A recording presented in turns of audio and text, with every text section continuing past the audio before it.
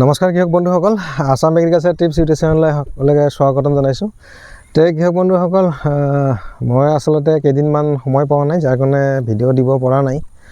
আৰু আমাৰ বৰ্তমান চিৰাঙত কিবা কিবি গণ্ডগোল হৈ থকাৰ কাৰণে হয়তো আপোনালোকে নিউজত পাইছে, আমাৰ মানে ইণ্টাৰনেট কাটা আছিলে, দুদিনমান কাটি থৈছিল ইণ্টাৰনেট কোনো তেনেকৈ, সেইকাৰণে ভিডিঅ' দিব পৰা নাই।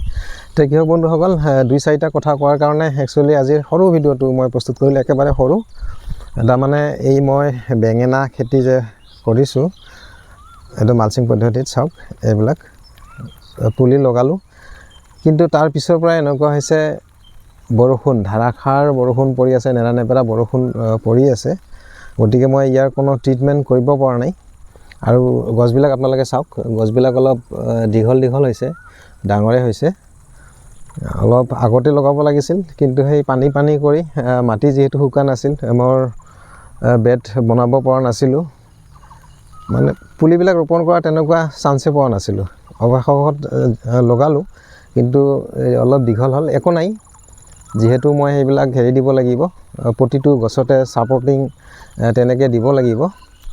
কৃষক বন্ধুসকল, এই বাৰিষাৰ বতৰত কিছুমান কাম আপোনালোকে কৰিব লাগে। আৰু এইবিলাক কৰিলে কি হয়, আপোনালোকে যি খেতিয়ে নকৰক কিয়, যোনটো গুৰি পচা সমস্যা বা গছ পচা, সেইটো নহয়। মই এটা কাম কৰিম, আৰু সেইটো কাৰণে আজি ভিডিঅ'টো মই প্ৰস্তুত কৰিলোঁ। এই পুলিবিলাক লগোৱাৰ পৰাই মই ইয়াতে কোনো স্প্ৰে কৰা নাই, একোৱে কৰা নাই। মই ভাবিছোঁ বতৰ বৰ্তমান অলপ ভাল হৈছে, এই গুৰিটো মই খুচৰি দিম, এনেকৈ গুৰিটো অলপ গুৰি মাটিখিনি খুচৰি দিম। খুচৰি দিয়াৰ পিছত কৃষক বন্ধুসকল, মই এটা বস্তু ইয়াতে গুৰিত দিম, আৰু এই বস্তু দুটাই কি কৰিব, পৰৱৰ্তী সময়ত যিমান বৰষুণ নহওক কিয়, এই গুৰি নপচে, বা সেই পচা যোনটো বেমাৰ, গছ গেলি যোৱা ভেঁকুৰজনিত যোনটো বেমাৰ, সেই বেমাৰটো নহ'ব। আৰু কি হ'ব, গছজোপাৰ গ্ৰ'থ বহুত হ'ব, ধুনীয়া গ্ৰ'থ হ'ব, আৰু গছজোপা লহপহকৈ বাঢ়িব।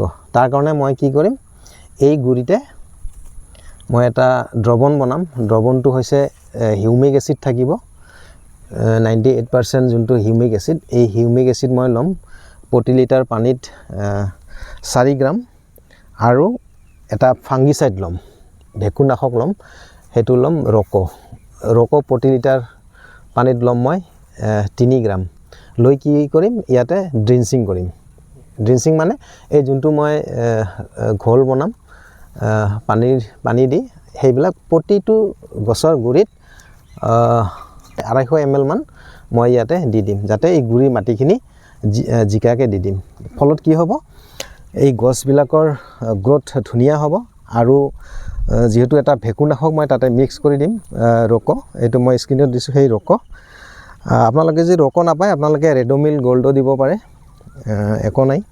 কিন্তু ৰক'টো যদি পায়, সেইটো বেছি ভাল। ইয়াত থাইফেনেল মিথাইল থাকে, যোনটো কেমিকেল বা টেকনিকেল থাইফেনেল মিথাইল। গতিকে আপোনালোকে যদি এনেকৈ কৰে, কি হ'ব, পৰৱৰ্তী সময়ত গছজোপাৰ গ্ৰ'থ বহুত ধুনীয়া হ'ব, আৰু একেবাৰে নিৰোগী হৈ থাকিব।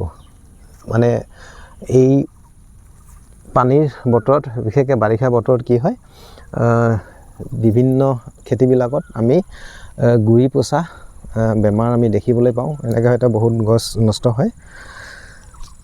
গতিকে এইবিলাক চাওক, এইবিলাক একো নাই। এই যোনটো মই ড্ৰিঞ্চিং কৰিম এতিয়া, তাৰ এসপ্তাহ পিছতে এই গছবিলাকৰ চেহেৰা চেঞ্জ হৈ যাব। তাৰমানে হিউমিক এচিড দিয়াৰ কাৰণে কি হ'ব, যোনটো শিপাৰ বৃদ্ধি, ধুনীয়াকৈ শিপা বৃদ্ধি হ'ব, আৰু নিৰোগী হৈ থাকিব। আৰু শিপাৰ বৃদ্ধি হোৱা মানে, আৰু যিহেতু এই বেডবিলাকত মোৰ সাৰ দিয়াই আছে, মই গোবৰ বা ৰাসায়নিক সাৰ তেনেকৈ দি থৈছোঁ অলৰেডি। বতৰ ভাল হ'লে ধুনীয়া গ্ৰ'থ হ'ব, আৰু আশা কৰা যায় 40-45 দিনৰ ভিতৰত এইবিলাকত হয়তো ফল লাগিবলৈ আৰম্ভ কৰিব।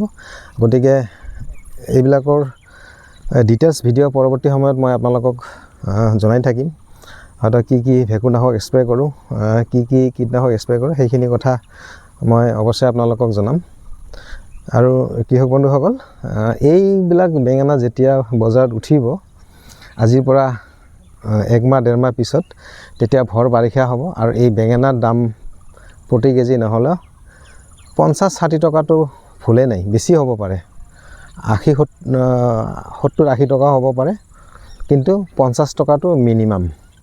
আৰু এইটো মই যোনটো জাত লগাইছোঁ সেইটো গিৰি চিটছৰ গিৰি কোম্পানী, সেইটো হৈছে ৰাবাদা, কলা দীঘলীয়া অলপ পাতল হয় বেঙেনাটো আৰু যোনটো ফলন হয় বহুত ধুনীয়া ফলন হয়।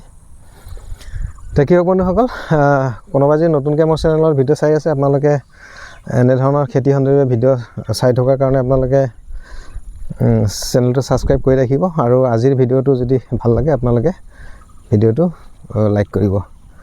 কৃষক বন্ধুসকল আজিলৈ ভিডিঅ'টো এইখিনিয়ে, ধন্যবাদ।